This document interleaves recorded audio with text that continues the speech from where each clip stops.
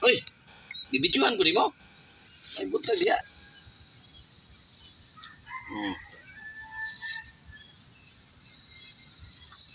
Pray siya kay gusto siya kiniinani ba nga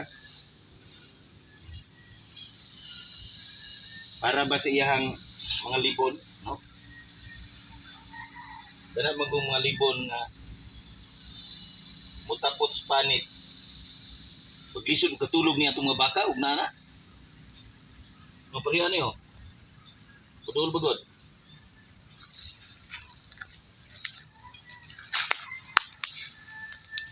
Ito wag ni siya grapata sa kuan. Tagalog. Ni sa tuwa libo ni siya ang tawag niya, no? So ganahan kay ng baka basta anaron yung ani kay pero magilok-gilok ko dahil ng paminaw. Mo pariani din yun, naay nang ito mo. Di naman nila maabot ang tilap. Kani ba? Di na nila maabot ang tilap. Munang salamat kay sila og imuha siyang tiskisan. So sa atong mga banding-banding sa atong mga mananap, mas naa sila hinumduman nimo og naa kay gibuhat. Pariwani.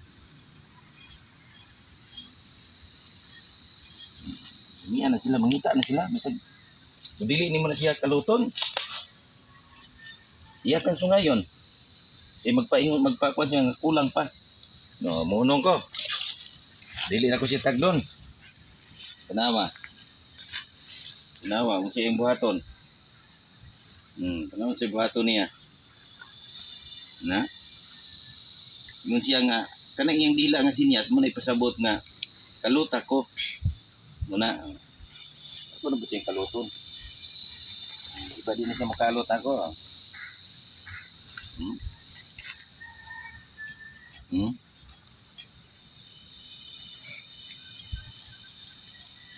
Daghan kayong libon nga kuha, no? Kaya sunod nimo pero natay mga herbal nga gigamit ani, no? Kasi no, di na nako si kaluton ha. Pangitawad. Paminawa siya unsa iyang buhaton. Diba mingon siya nga kaluta pa kog usab. No, mingon na siya ron kaluta na pug ko kay lami pang ipakalot. Tanawa? Diba? Proven ang tested nga ang mga buhi pod maki-communicate po sa tao. Okay. Pangkuha na to pang post na ni. Hindi na ta wala na sa kay kuan na kay libon kayo tungod kay anam na to sa adlaw. Sige. Ay buntag puso di opsa na to ang